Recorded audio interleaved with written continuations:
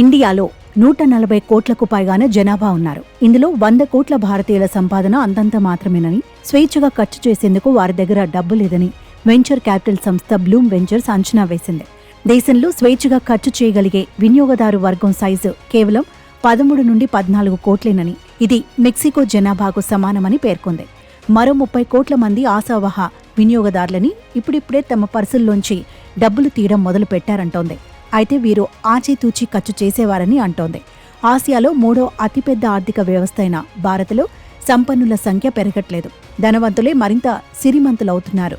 ఇది భారత వినియోగదారు మార్కెట్ దిశను మారుస్తోంది. ముఖ్యంగా ప్రీమియైజేషన్ ట్రెండ్ పెరుగుతోంది.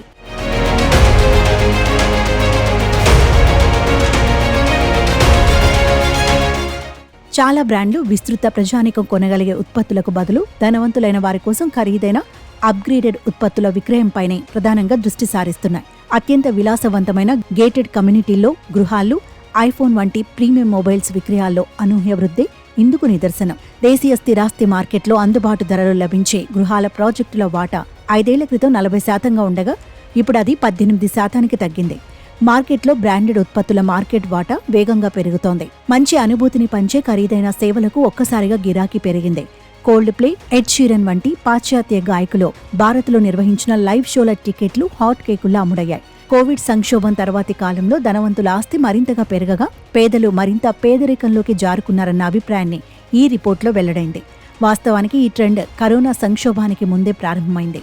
దేశంలో ఆర్థిక అసమానత పెరుగుతూ వస్తోంది. దేశ సంపదలో 57.7% కేవలం 10% మంది భారతీయుల వద్దే కేంద్రీకృతమై ఉంది. 1990లో ఈ వాటా 34%. కాగా దేశ సంపదలో ఆర్థిక స్తోమత పరంగా దిగువ 50%లో ఉన్న జనాభా వాటా 22.2% నుంచి 15%కి పడిపోయింది.